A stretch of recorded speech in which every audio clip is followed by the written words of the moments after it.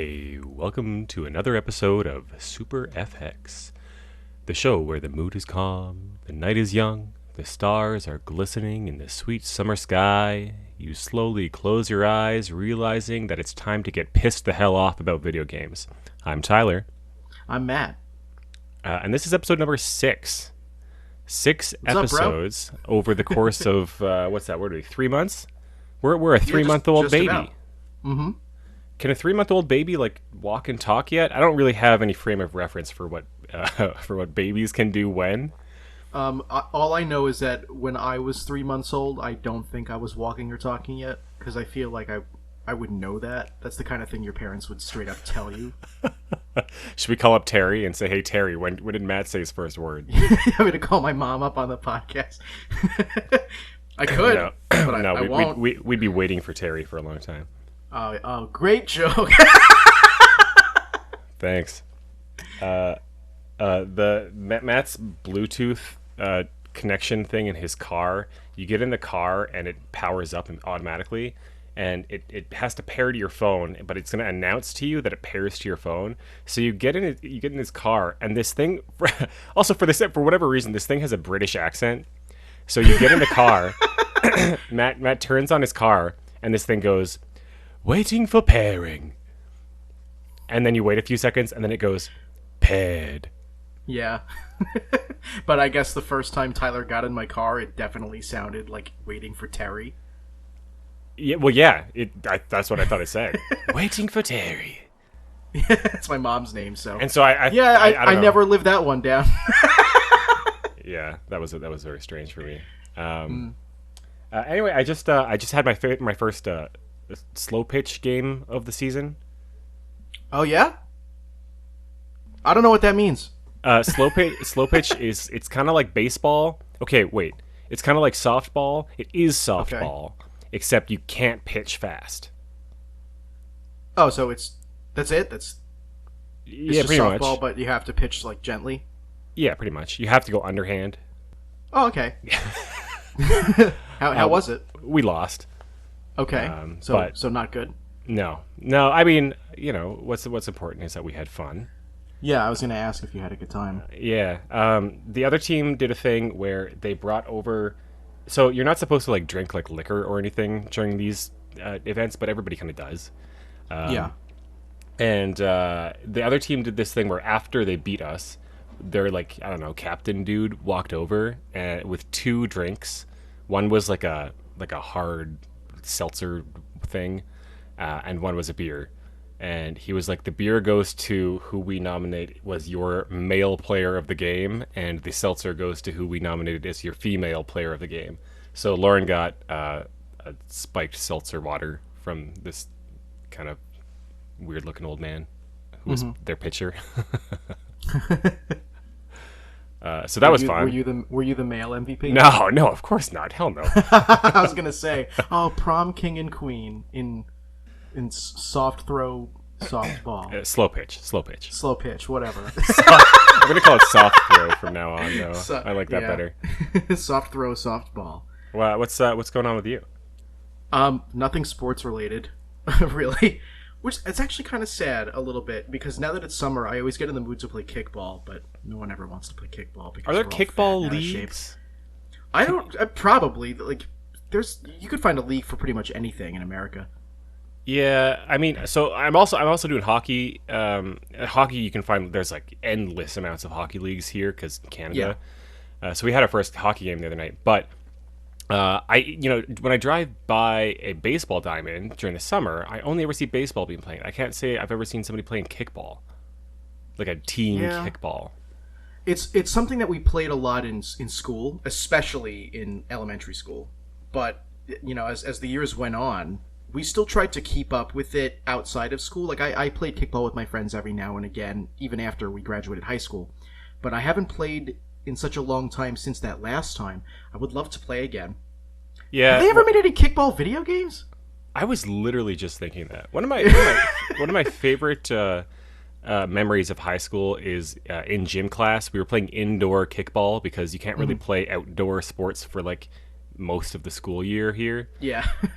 So we were playing indoor kickball, and this one kid This was grade 10. He was kicking, and the pitcher, I don't know what you call it, the roller, I don't know what you call that I in think it's still kickball. called a pitcher. Okay, so the pitcher pitched the ball, and this guy who was like the tallest kid in our class, he had to be like, I don't know, like 6'4" or something like that, and did the full on like Charlie Brown like swing and a miss, and like he kicked so hard that he just like fell straight onto his back, like full on swing, flies into the air, and then lands square in his back on the hard gym floor. Yeah. And I think about that like all the time, actually. And the guy, like, he wasn't. I didn't not like him or anything. He was a nice enough guy. He was a like, standard guy. Yeah. So it wasn't It like was just funny. Oh, it was. I don't know why. I just like whenever I think about sports fails, or even just like I don't know. I just think about it all the time. That actually reminds me of a similar story.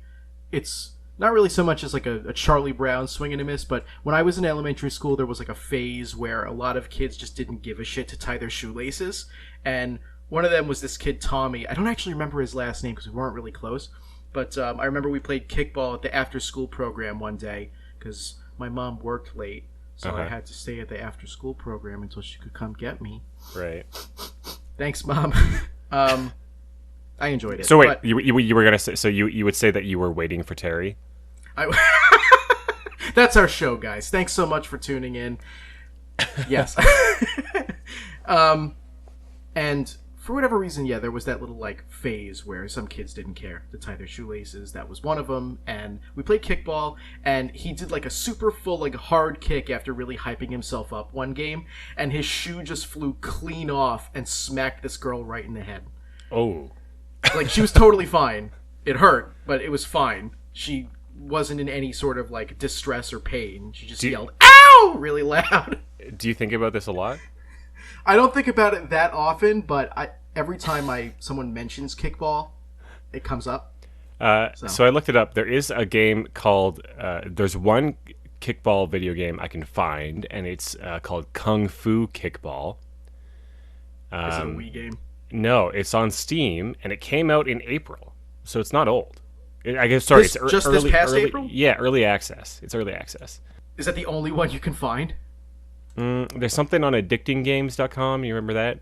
Yeah, of course. But I Yeah. mean like an actual like console game. I searched kickball video game, and that was the only thing. Wow. Kung Fu Kickball, Kung Fu Kickball. In like the 50 years that video games have been like a staple of the home console, like the home console market basically has been around since what, the mid 70s. I would count maybe Sure. not necessarily the Odyssey because it started it off. It didn't necessarily make the plunge into actual like market territory until the Atari, I guess.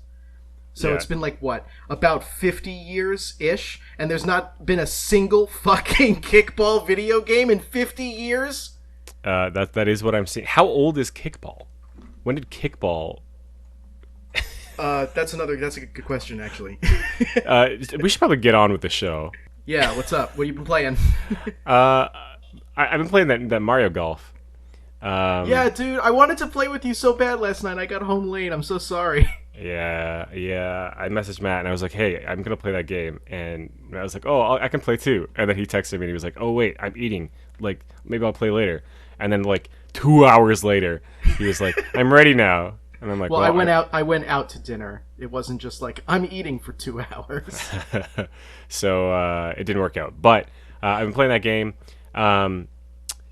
What's it called? Super Rush? Mario Golf Yeah. Super Rush? Is that the I know secondary it's name? it's What do it's you call hard it? to the subtitle. It's it's the hard subtitle, to, Super Rush. It's hard to differentiate them when the titles are so generic. Yeah. Super Rush just feels really generic to me. I will say that I'm not really having a super rush so far. Oh, that's really sad. You and I were so psyched when it first got announced. It's fine as a golf game. It has it. I mean, it's the standard. You're at the tee. You pick your club. You see what direction the wind's going. You have the meter. You press Someone does A. a soft pitch at you. You press A, the meter goes up. You don't want to hit it too hard because then your aim won't be as good. So you got to like time it correctly. The bar goes down, the bar comes back up. You press A again. It's Mario Golf. It's like any golf game, really. I don't know if I can't say I've played a golf game that doesn't play like that. I like I don't know. Like I was kind of hoping, and I knew it wouldn't be this game, but I was kind of hoping that at some point somebody would innovate that a little bit. Like I guess you can like there's Wii or Joy-Con controls, right? I think you can do that. I haven't done that, but I don't want to either. I just want something a Yeah. little different. Is there a way to really like design golf with just with controllers, not necessarily standing up and using motion controls, actual button inputs, that could be different from the traditional press A on the left side of the meter, press A on the right side of the meter? Yeah, I'm sure. Yeah, I think so, but I'm not the guy to do it. Yeah, I wouldn't know how to. I wouldn't know how, to be honest. I don't know. It's what you get. What you get. What you expect, right? Like it's Mario Golf. They do have what seems to be so far, and granted, I'm only maybe an hour in. The story mode. It seems to be a pretty decently sized story mode, a pretty decently deep story mode. In terms of, you do some tasks and you get XP and you can spend your points in like certain areas. They focus a lot on the I guess the rush mode, or the whatever you call it, where you actually have to run to your ball afterwards. I haven't played a ton yet, but I expect that to be a little bit more important. As it stands right now, you run to, so I'm playing story mode with some computer players, and you're timed, so you have to run to your ball and then like do your swing and then run to it again. But it immediately tells you like, oh, like you can use this button to like throw them off balance when you run into them. And I'm like, okay, cool, but it literally does not matter when the opponent finishes. It has no bearing on your performance if they finish ahead or after you. So it makes it out to seem like it's a race, because it's like, oh, you can throw them off balance and you got to run fast. Yeah, no, that's not how golf works. Yeah, It doesn't and matter then who finishes first. and It's so who finishes with the fewest strokes. yeah, I was playing it and I'm like, oh shit, like, I gotta go. So I'm like running and and trying to bump into these dudes, and then I finish and I realized that it was not beneficial at all. So from then on, I just kind of took my time. I expect that further along there might be different like tournaments that come up that are races, but that has not happened yet. I'm not huge on how I have to play my damn me character. Could they not figure something else out than me's at this point? At least it's a little bit more customizable than like in Mario Golf on the Game Boy Color. You just have a choice between like the generic boy or the generic girl. Yeah. So this is, I guess, better in that way. Although I don't really have a problem with just picking like, oh, this character looks cool, whatever. Yeah, of course. And I don't like. I've been looking at my damn me for like 15 years now. Like Oh, man, don't even say that. I know. I'm ready to have something else. Have a different avatar of sorts. The only thing that I've ever changed about my me in the past 15 years was around 10 years ago. I gave him a beard because that's when I started growing one. So You should do one of those. Do you remember those videos that people would do where they would take a photo of himself every single day for like 10 years or whatever? You could do one of those for your me, and it just gets a beard. It's just two pictures. It's just 15 years of photos of my digital avatar, and the only difference is that one day a beard shows up. I'm excited to play it with friends. I haven't done that yet. I'm excited to have some friends over. I really want to play with you and play the rush mode, the super rush mode. Yeah. But like so far, I mean, okay. So the beginning of do you mind if I spoil the RPG bit a little bit? It's like the first 5 minutes. Yeah, I don't mind. It's basically Pokemon. You wake up and you're in. It's not your mom's house. It's Birdo's house, and that's my mom. What are you talking about? And Toadette's there, and I think Boo is there, and some other guy. The Charger, what Charger Chuck, is that his name? Charging Chuck. Charging Chuck, yeah, he's there, and they're all like, "Oh, we're the rookies. Like, welcome, rookie. Like, you're gonna learn how to golf." And you like go to your bedroom and go to bed. It's like, oh, I got a big day tomorrow, and so like they're trying to like add the story mode. I think they maybe heard the pleas for like please bring back story modes in Mario Golf and Mario Tennis, Camelot. So I think they heard those requests and like this is them like trying to do it. But like every single character's bedroom is identical, and like it's the exact same room, and like you talk to them, and it's just like big giant text boxes of them being like, "Well, rookie, like I hope you're excited for tomorrow," and every time they have a new text box, they have like a, "Whoa," and it's just so much. And it gets so old. They all have like maybe 3 little voice quips. So they'll have a speech of like 8 text boxes, but you'll only have like the 3 voice clips over and over. So it's just like, oh, yo,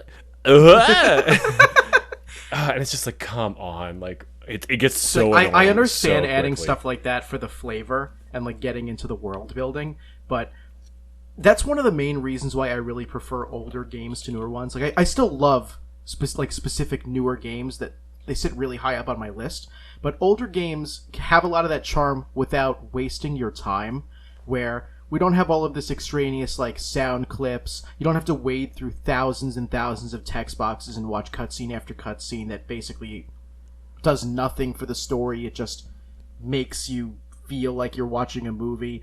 But I'm not in this for the movie aspect of the game. Take me to the gameplay. You can explain the story shortly. The characters don't have to say 1,000 things. Especially in something like this where there isn't really a story. It's like, you're the rookie. Yeah. Welcome to the golf course. Like, let's golf. Like, boot up the game. Hey, you want to play some golf? Sure thing. All right, you're the newbie in town. That's the story. Let's go. Yeah, literally. Like that's all I need.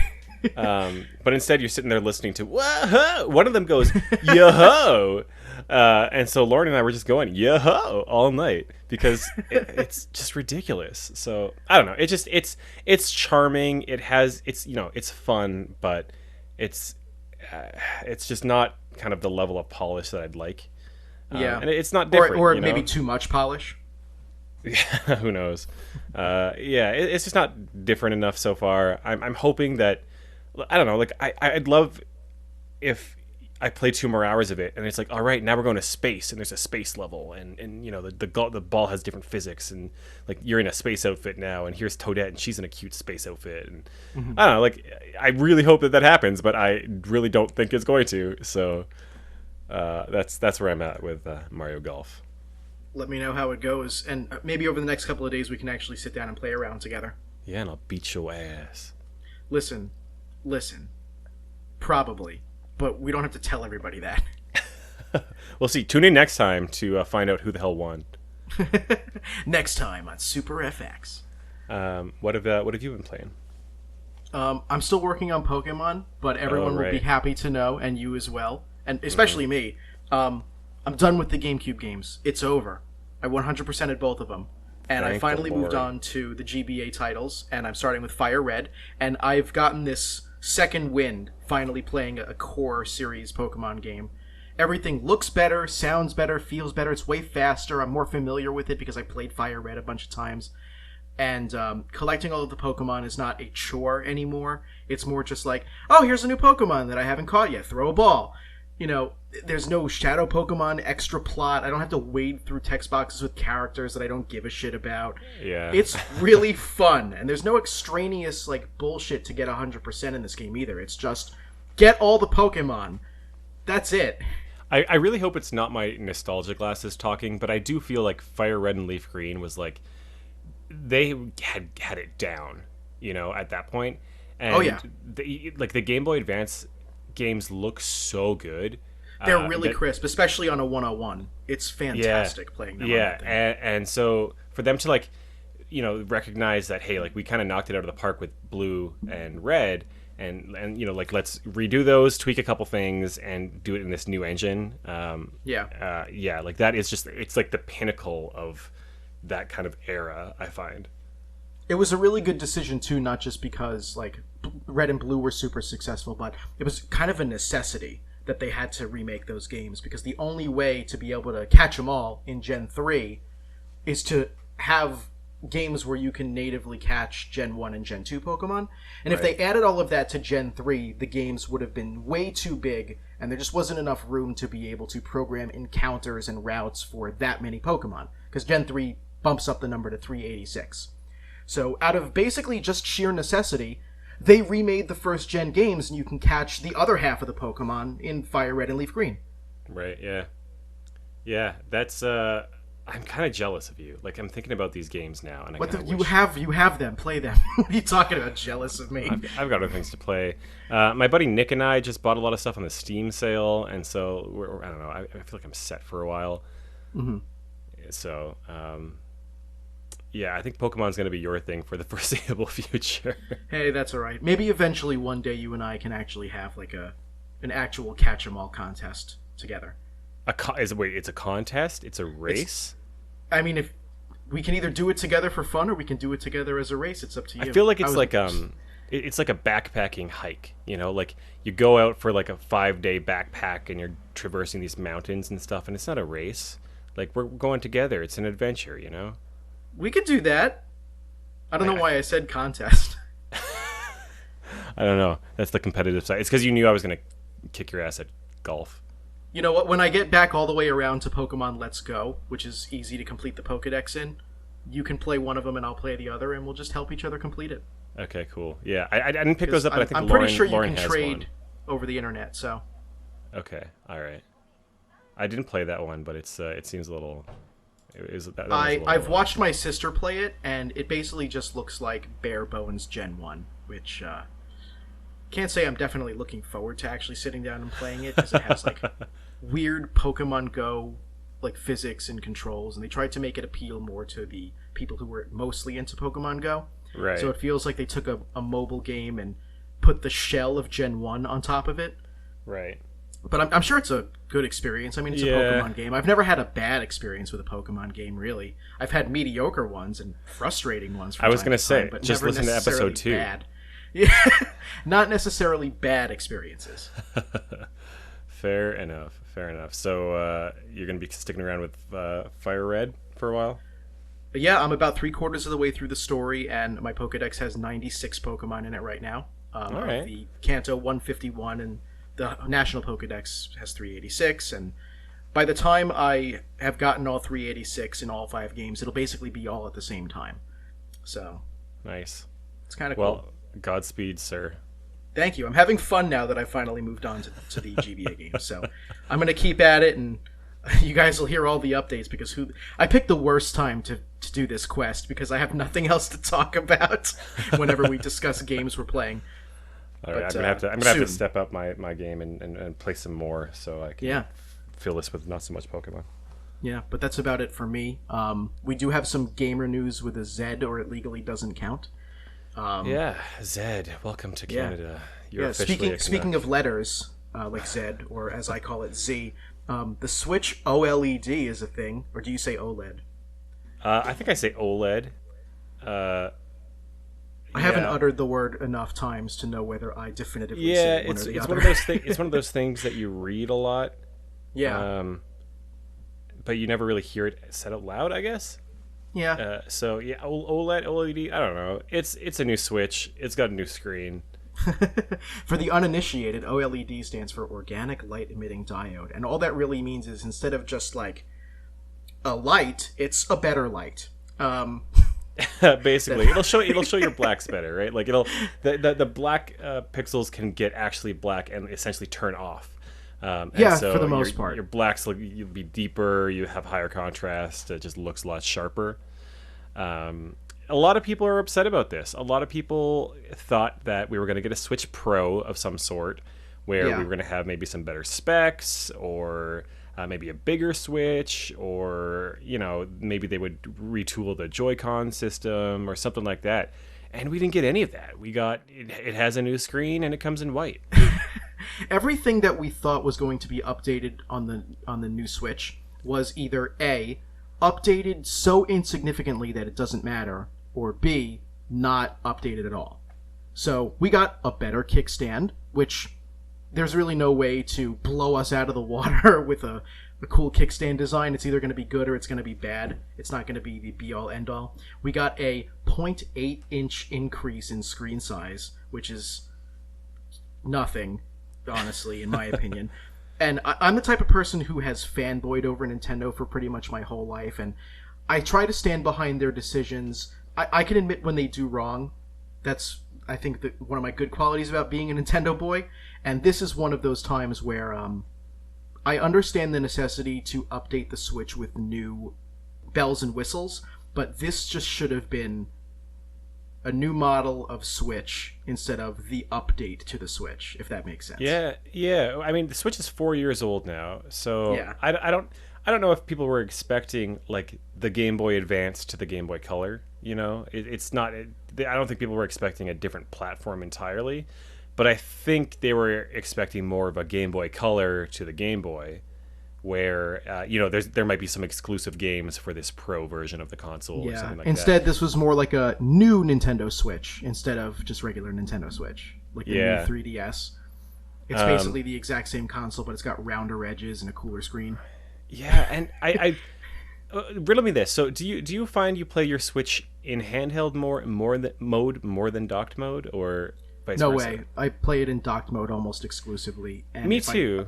If I am going to go out, I also have a Switch Lite, so I usually just bring that along and I'll transfer my data if I know I'm going on a long ride.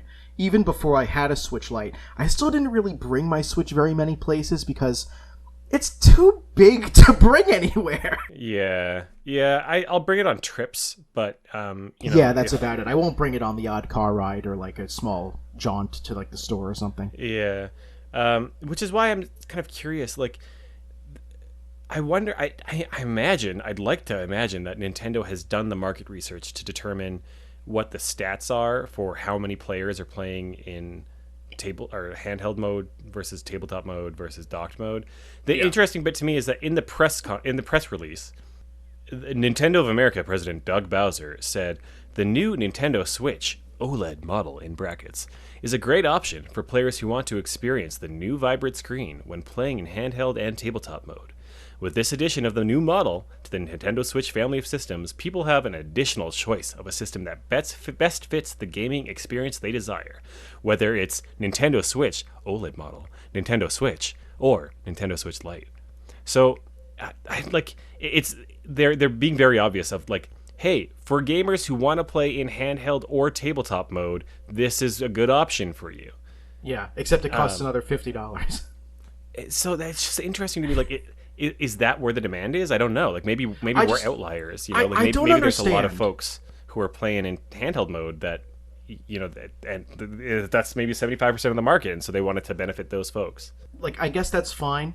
The main thing that I have a problem with is just if they wanted to do a substantial update to the Nintendo Switch, they should have made it just that, a substantial update. This isn't enough to warrant a whole nother $50. And I also hate the name of it. Calling it Nintendo Switch parentheses OLED model makes it sound like it's not the next level of products in the Switch family, which it absolutely is. They didn't give it a cool new name. They're just calling it the OLED model. Yeah. This all said, I might still buy one. Well, yeah, of course. You and I got bit by the collecting bug years ago, so we have no choice but to buy this thing. Not even that. So here's my rationale, right? Yeah. The MSRP for this is $349.99 US dollars. Yes. I go traveling enough that I often bring my dock with me. So I've been thinking about buying a second dock. This thing obviously comes with a second dock, is a redesigned dock.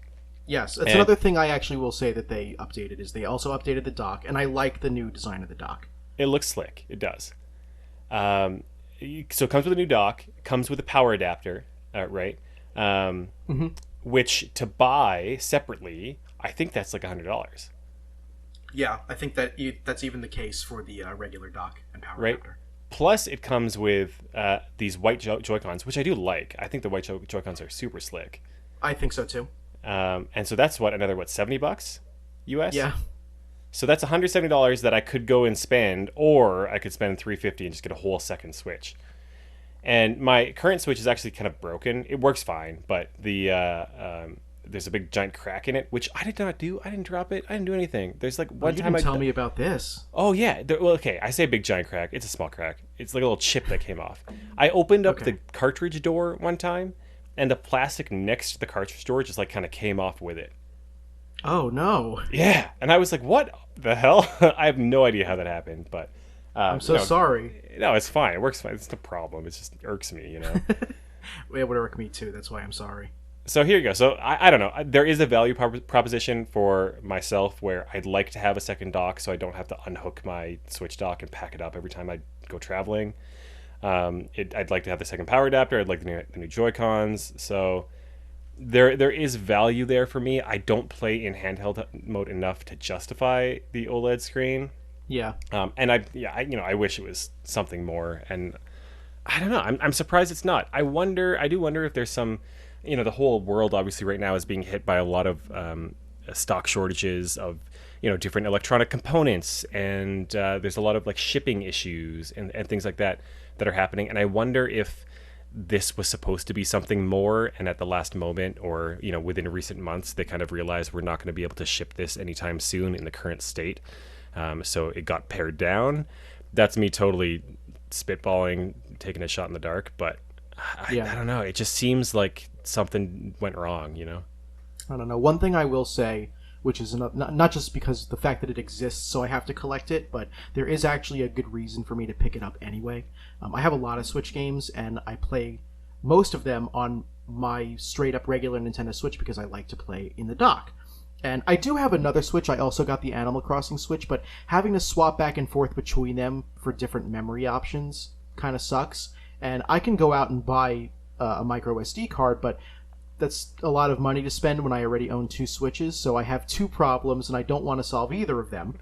But one of the things that's cool about the upcoming Switch, and I actually saw this in a video where somebody compared the stats of the original with the new model, it actually doubles the internal memory from 32 to 64 gigs. Oh, interesting. So I missed that. I can port all of my stuff from my Switch over to the OLED model and still have the entire rest of my original Switch's original memory left over on the new model, which is kind of cool. Yeah. They definitely could have done that from the beginning, so I still think it doesn't justify a whole new update, but, it is one thing to look forward to. If you don't want to buy an SD card like me, you could just get the new model and it doubles the memory. So, day one purchase for you? I don't know if it's necessarily going to be a day one purchase. There's so much stuff coming out in October that I'm more excited to get a lot of the games that are coming out. So yeah. If it were a more substantial update, then yes, day one purchase. But this isn't enough for me to be like, yeah, I gotta get it now. Also, it's going to be impossible to find because of scalping right now. So yeah, we don't even have time to get into that, but that's a whole other can of worms. Mm-hmm. I want you to tell me about Tommy, not Tommy at Kickball, but Tommy Tallarico. Oh yeah, we touched upon this a little bit before we started recording because Tyler didn't know. But when we talked about E3 a couple of weeks ago, I discussed the Intellivision Amico, which is a console that is finally coming out this coming October. That was delayed an abundant number of times, but the project is headed by Tommy Tallarico, who is a famed video game composer and the person who has the most he has the world record for the most video games worked on by a single person. For whatever reason, his current big claim to fame is that he composed the oof sound effect in Roblox, which is... What? Yeah, apparently. Hold on, did you say he composed the oof? That's how he puts it.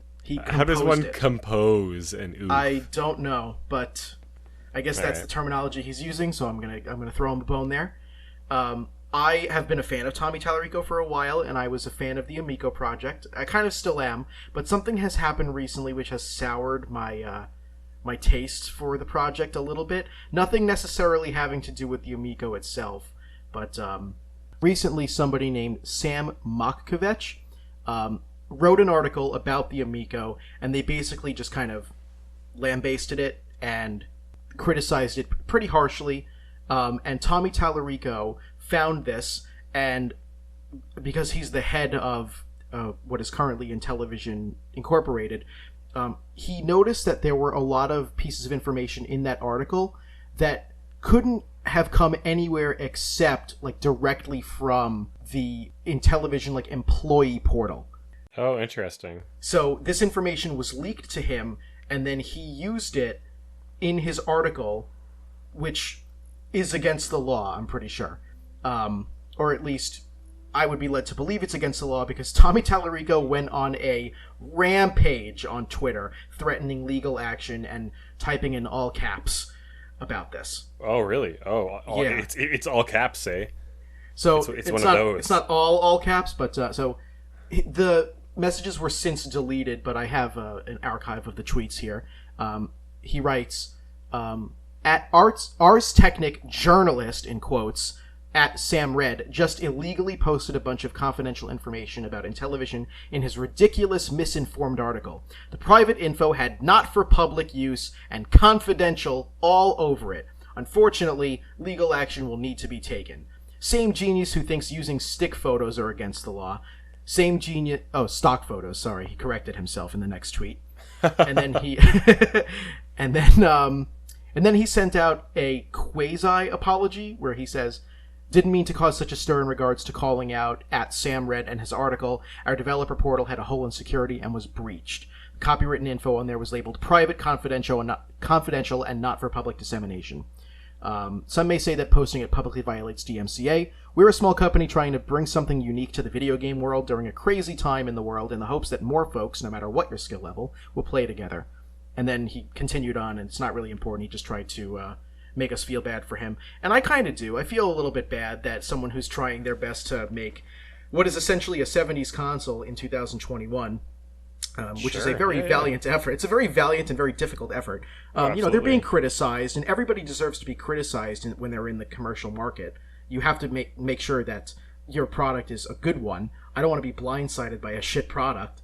But the way that Tommy handled this was not so great, because it turned out, after everything, that the information that was received by Sam Makovech was not private after all. It was public, briefly, until Intellivision took it down. And once it was reprivatized, that's when Tommy Tallarico got a bug up his snatch. So the intern pressed the publish button a little too quick. It was either that, or it was published, and then the article was published, and then someone at Intellivision was like, we got to take this info down right now. And they decided to mix up the timeline on purpose. It's really kind of unfortunate what happened here to everybody. But it kind of soured my taste for Tommy Tallarico, because when you look at interviews of this man and you see what he's done in the video game community, he seems like such a chill, like real person who really cares about the community and video games and what it's all about. And then on the same, like on the other side of the coin, you have this same man who is like flagrantly threatening lawsuits in all caps like an angry mom on Twitter. Yeah, I feel like in that situation, all you really got to do is say nothing. You know? Yeah, kind of. If you say nothing and just deal with it internally, like what? Like, I mean, I get that it's a public press release or a public news article, you know, and it maybe be, you know, portraying his product in a bad light. But you know, the second that you get negative and you turn that into something else, and you know, you got to take that kind of thing in stride, right? Yeah, you have to pick your battles, especially when you're trying to release a video game console. Yeah. You know, you're the face of the company, basically. And even if you're justified in getting pissy about something, which, as long as everything is on the up and up as far as what Tommy says, he was justified, then, yeah, I can understand wanting to get mad about it and wanting to lash out, but that you still have to be a professional in the eyes of the public when it comes to releasing a console that is already kind of slated not to do very well, and not for lack of my like of it. I want one. But, yeah, well, I mean, like you said, October is going to be a busy time, so we'll see if they get lost in that. In that release window, we'll see. Mario 64, good game. We've all played it. Just how good is it? Is it $1.5 million good? Fuck off, man. When Tyler and I were compiling the list of news that we wanted to do for this episode, I jokingly said, oh, cool, so we're going to talk about something that makes me a little angry, something that makes me kind of angry, and something that makes me fuming mad. And this is that last one. A copy of Super Mario 64, I believe a sealed copy, A sealed graded copy, that was 9.8. graded, yeah, as a 9.8. Uh, Sold this past weekend, a couple days ago, for 1.5 million US dollars, which I believe is the largest by a long shot, the largest or the most expensive video game ever sold. Yeah. Before that, the most expensive was Super Mario Brothers, which was also, I believe it was also graded, but it was unsealed. It was just complete, and I think it was 660,000, something like that. Wow. I don't know. I have Yeah, the article here. I don't know who. I'm really trying to picture who the hell is buying this stuff. Yeah. Um, Yes, it was. It was 660,000. Continue. who's buying this? First Where's of this all, guy? I'm going to go off on a small tangent here. All right, we got time. Yeah, of course we do. This is what we put this in for. As a video game collector, I understand and I respect the market prices for certain games, but in recent times, and especially with cases like this, prices have become so incredibly inflated, and like so many different people and companies have started to capitalize on what is essentially a hobby, that it has become unbearably difficult for people who just enjoy collecting to not have to somehow turn it into a business or think about it in a way that makes it seem like it's work. And this is one of those cases. I don't have a problem with people grading games. If you want to show off something that is in near mint condition in your collection and you want to make sure that people understand that it's certified near mint, go right ahead. But the fact that that game is in such good condition and happens not to be open doesn't make it $1.5 million. Super Mario 64 is the most common video game on the Nintendo 64.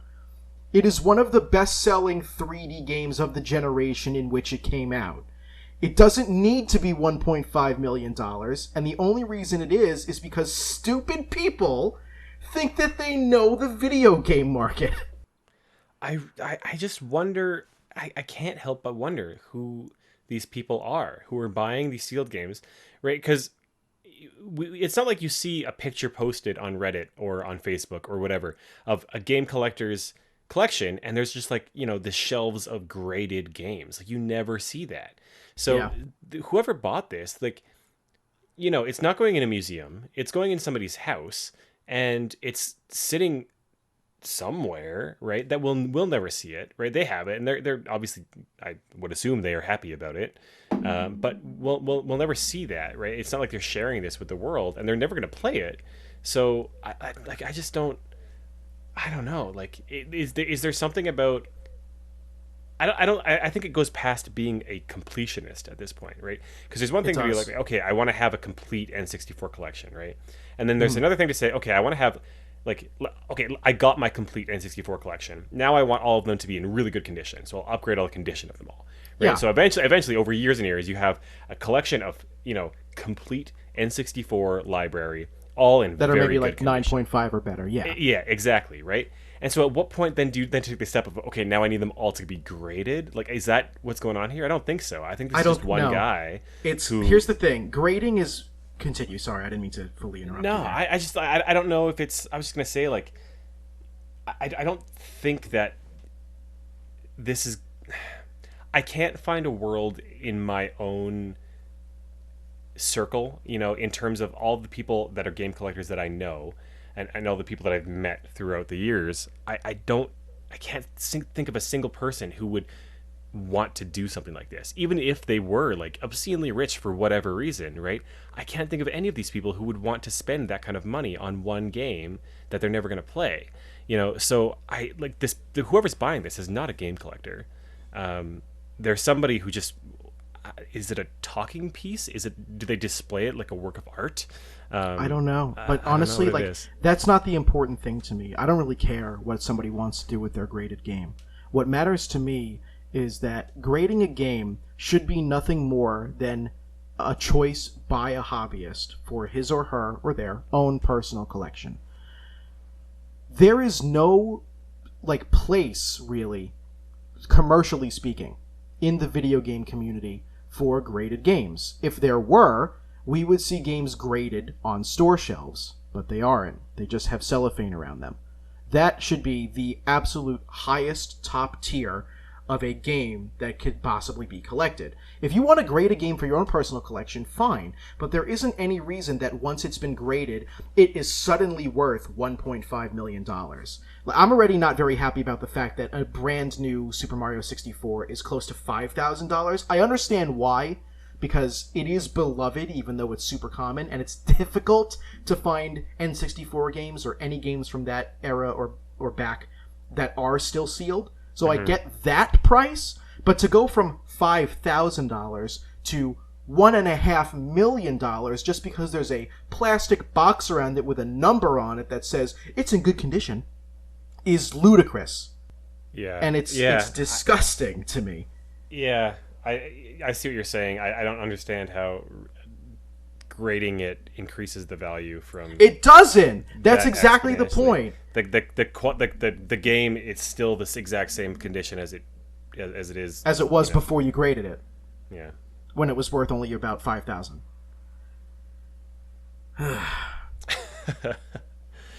It's a weird world we live in.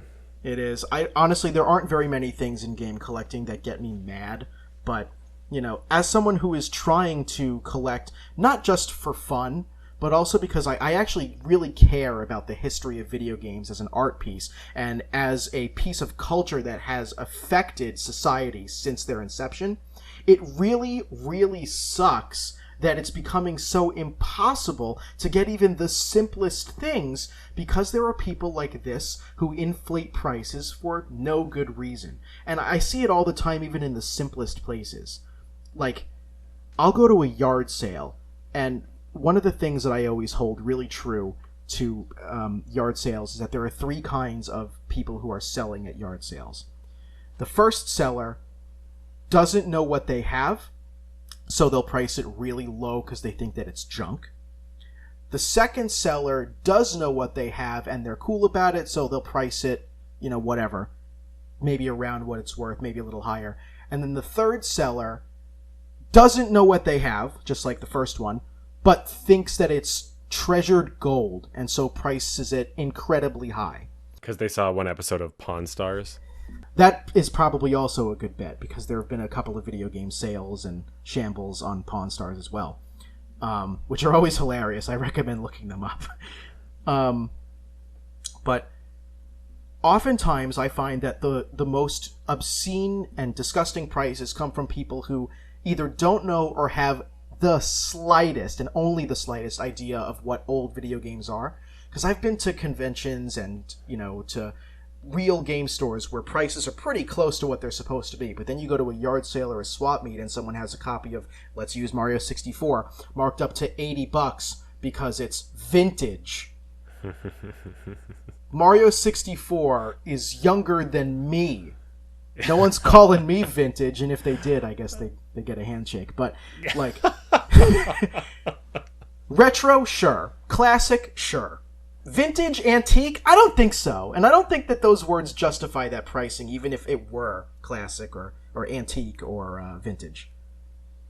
Yeah, we get a lot of that here, too, where, people, you go to a garage sale and the value is just, or the pricing is just, like, completely off the rails. I think a lot of it is, people have access to eBay and that kind of thing now, but they don't have the kind of know-how to search and sort by like sold listings close to me in my area kind of thing, right? To really pinpoint what the value actually might be. Yeah. And so they'll just search, let's say Super Mario 64, they'll see a maybe complete in-box copy as the first result that like has a bunch of bids on it because it's in good condition and it's going for like, $100 or whatever it is. And so they think, oh shoot, my game is worth $100. But what they have is the cartridge only with a ripped label. That's the player's choice version. Oh, right? Great. And so it's like $20. Exactly. And I think a lot of that kind of thing happens. I see a lot of that where, folks just don't really they don't understand the difference between like a complete inbox, especially complete inbox N64 game Yeah. versus a just the cartridge only. Yeah, it's. I mean, I could talk at length about this sort of thing, but I pretty much got out everything that I wanted to about it. It just really sucks that this is happening. Kudos to whoever decided I have $1.5 million to spend on a game that literally I could go down to a store and buy for $25. You gotta wonder if this whoever bought this, like if they have 1.5 mil to drop on a copy of Mario 64, they probably have you know a lot more money, I'm assuming. And so I gotta wonder, like, is this somebody who was relatively famous? Like, is this Elon Musk, or is this Warren Buffett's kid or something like that, who's buying these things? I don't know. I don't know. All I know is that it has sparked interest in my relatives who heretofore have never given an interest in video games, but now that they see that I can make $1.5 million because they know I have Mario 64 and they don't get it, Yeah. they want to start talking to me about selling my video games because they're worth $1 million now, and I'm like, Mom, I see copies of like Mario 64 on store shelves for like less than $30 all the time. These people don't know what they're talking about, and this is a fluke in the history of video games. We're a little short on time, so we got to think about wrapping it up here. Did you have any good pickups from the past couple weeks? Nothing too insane, but we mentioned, or I mentioned last episode that I got a spare of the cartridge manual for Diner, and I finally found it at home. My friend Chris is a video game collector just like me, but he mostly collects for the older consoles and also for some Japanese stuff. So I sold it to him, but he wanted to do a trade, but I needed the money for rent and different things, and Diner is not the most expensive game on the Intellivision, but it's up there. So I made him a deal that if he paid me for it, then in like 2 weeks or so I would come back to his place and give the money back to him and buy stuff out of his collection. So it would end up being a trade. Right. And he was like, yeah, bet, let's do it. So a couple of days ago I went to his place and I bought Dead or Alive Extreme Beach Volleyball for Xbox and Bart's Nightmare on Super Nintendo, and the box and manual for Centipede on Intellivision from him. I was gonna say those first two games are like an 18-year-old or a 14-year-old's like wet dream. And that's me. I'm still 14 somewhere. I want to play kickball, for God's sake. I mean, really. You're a kickball playing, Simpsons loving, Dead or Alive Extreme Volleyball playing beast of a 14-year-old. Yeah, not many people know this, but the X in Super FX stands for Extreme Beach Volleyball. It certainly is super. But that's really it for me. What about you? I picked up, I guess, a couple things. In the small mountain town that our Lauren and I's families live in, there is a pretty decent thrift store there that we frequent every time we go. And it's expansive. It's extremely large. And I don't typically find anything of great value there. They do the thing where it's like a bin of Xbox 360 games and stuff, and it says $5 a game, and you can flip through. And then they put some better stuff behind the little glass cage, and then you got to ask them to bring it out. So when I was there last, I saw they had a little bin of handheld games behind the glass, and it was just layered with Leapfrog cartridges. You ever get any Leapfrog cartridges traded in when you worked at the game store? We had one trade of like Leapfrog and V-Smile stuff, and I've seen some at yard sales here and there, but they're not really super common. Yeah, and so like I kind of figured let me dig through because I knew there'd be some like loose DS cartridges and stuff. So there was. What I was able to find was drumroll, Harry Potter and the Order of the Phoenix on Game Boy Advance. Yo, nice. Which I am one step closer to completing the full Harry Potter set. Oh yeah, that's something you've been at for a long time, actually. The very first time you ever visited me and we went to the trading post, you bought like every Harry Potter game they had. I think I did, yeah. I think I bought like one copy of, like, they had multiple copies of a couple, so I didn't buy every copy they had, but like I bought one copy of every title. Yeah, you know what I meant. Yeah. I'm not close yet. I'm still missing a lot of the PC ones. But I think now I have all of the Game Boy Advance ones. This is the hardest Game Boy Advance one because it was like quite late in the Game Boy Advance life.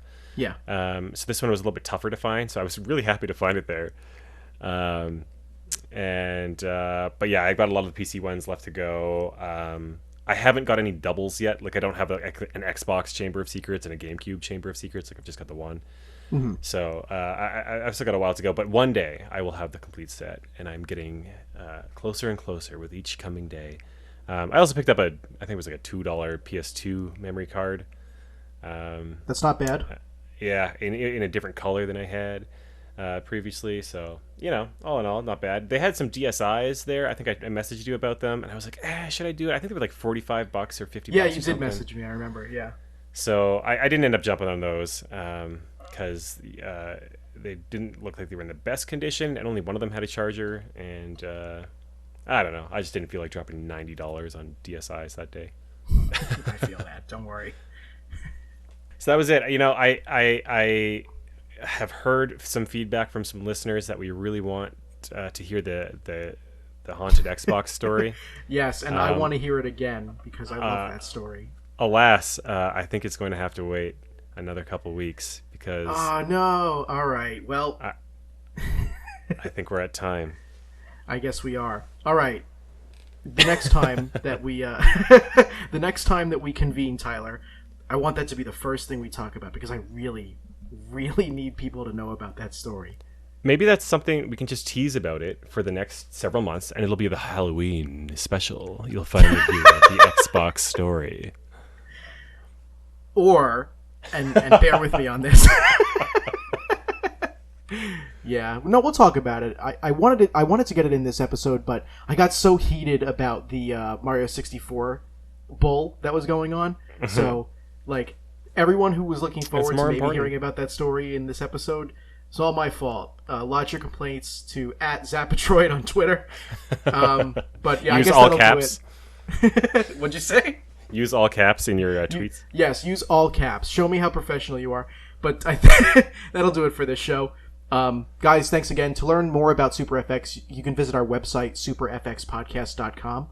You can find our show wherever you find your other favorite podcasts, including Google Podcasts, Apple Podcasts, and Spotify. And you can also follow us on social media, including Twitter, Instagram, YouTube, and Facebook, @SuperFXPodcast. Please, guys, we'd love to hear from you, so reach out with any comments or questions on social media. You can send us an email to hi@superfxpodcast.com. Especially if you like what we're doing and you'd like to support us, do consider becoming a patron at patreon.com/superfxpodcast. If you're listening on YouTube, consider liking, subscribing, and leaving a comment. And if you're listening on Apple Podcasts, help us out by rating and reviewing the show. A big special thanks to Kenny Martin for our theme song. You can find him at Kenma, that's KENMA.bandcamp.com. And a big special thanks to you. Thanks so much for listening. See you next time. Bye-bye.